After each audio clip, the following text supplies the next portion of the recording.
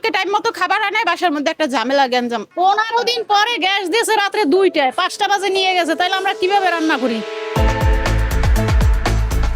দর্শক, এই মুহূর্তে আমি অবস্থান করছি রাজধানী মিরপুর 12 ধবলক এলাকায়। আপনারা দেখতে পাচ্ছেন যে আমার পাশেই কিন্তু লাকড়ি চুলা রান্না করা হচ্ছে। এই আধুনিক যুগে এসেও আমরা লাকড়ি চুলা রান্না করছি কেন? কারণটা হচ্ছে গ্যাসের পরিপূর্ণ অভাব। ক্ষণিকে ক্ষণিকে গ্যাস আসলেও ঠিকমতো ভুক্তভোগীরা রান্না করতে পারছেন না। ভুক্তভোগীদের অভিযোগ, গ্যাসের টাকা পরিশোধ করার পরেও তারা ঠিকমতো গ্যাস পাচ্ছেন না এবং রাতে 2টা 3টা বাজে গ্যাস আসছেন। এ নিয়ে সাধারণ মানুষের সাথে আমরা কথা বলবো এবং জানবো তাদের দুর্ভোগের কথা। 6টা থেকে 10টা পর্যন্ত দেখ, আবার বিকাল 6টা থেকে বিকাল 11টা পর্যন্ত দেখ। আমরা এই টাইমটুকু ভিতরে দেখ, তাহলে আমরা রান্না বাড়া করে করতে পারি। আমরা রাতে 2টা 3টা বাজে গ্যাসটা কি করবো? আজকে 3 মাস কোনো গ্যাস নাই, কালকে থেকে তো রাতে 3টা বাজে গ্যাস দেয়। আমাদের অনেক কষ্ট হইয়া যায়, কাজ কাম কইরা আইসা কোনো গ্যাস পাই না, কিছু পাই না, আমরা ওই লাকড়ি চুলা দিয়ে রান্না কইরা খাই।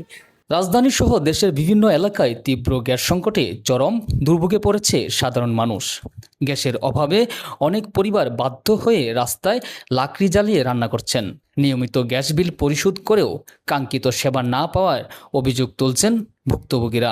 কালকে টাইম মতো খাবার আনায় বাসার মধ্যে একটা ঝামেলা গ্যাঞ্জাম। এগুলোতে গ্যাসের জন্যই। আমরা তো প্রতিনিয়ত গ্যাস বিল দিতেছি না, তাহলে আমরা কেন এইভাবে হ্যাসেল হব? আমাদের তো সেই বছর খানিক আগে থেকেই সমস্যা, অল্প অল্প ছিল, তারপর আমরা রান্না বান্না করে খাইছি। বিগত 4 মাস ধরে তো গ্যাস নাই। স্থানীয়দের দাবি, দিনের অধিকাংশ সময় চুলার গ্যাস থাকে না।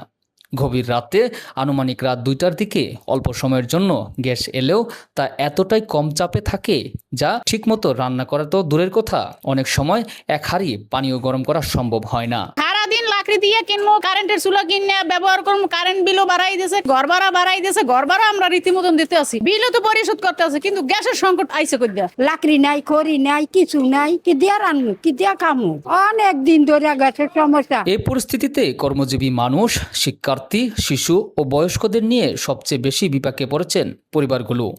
অনেকেই বলছেন ভোরে কর্মস্থলে বা শিক্ষা প্রতিষ্ঠানে যাওয়ার আগে রান্না করতে না পেরে বাইরে থেকে খাবার কিনতে বাধ্য হচ্ছেন, ফলে বাড়ছে অতিরিক্ত খরচ। গ্যাসের সমস্যাটা তো প্রায় সরকার পড়ার পর থেকেই এখন অ্যাকচুয়ালি ক্লিয়ার হচ্ছে না, কিন্তু এখন একটু পর্যন্ত আরো বেশি হচ্ছে। তো এই সবটা তো সাধারণ পাবলিক করতে পারবে না, এই সবটা তো সরকারের দায়িত্ব নিতে হবে। সেক্ষেত্রে সরকার চেষ্টা করলে এটা সমাধান করতে পারে। ভুক্তভোগীদের অভিযোগ, নিয়মিত গ্যাস বিল পরিশোধ করলেও তারা নিরবিচ্ছিন্ন সেবা পাচ্ছেন না। নিশ্চিত করতে এবং দীর্ঘদিনের এই ভোগান্তির স্থায়ী সমাধানে সংশ্লিষ্ট কর্তৃপক্ষের হস্তক্ষেপ দাবি জানিয়েছেন তারা।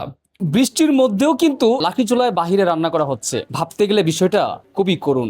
আমাদের দেশে গ্যাস থাকা সত্ত্বেও আমরা লাকড়ি চুলায় রান্না করছি। মোহাম্মদ সোহেল রানা, দৈনিক রিপোর্ট, ঢাকা।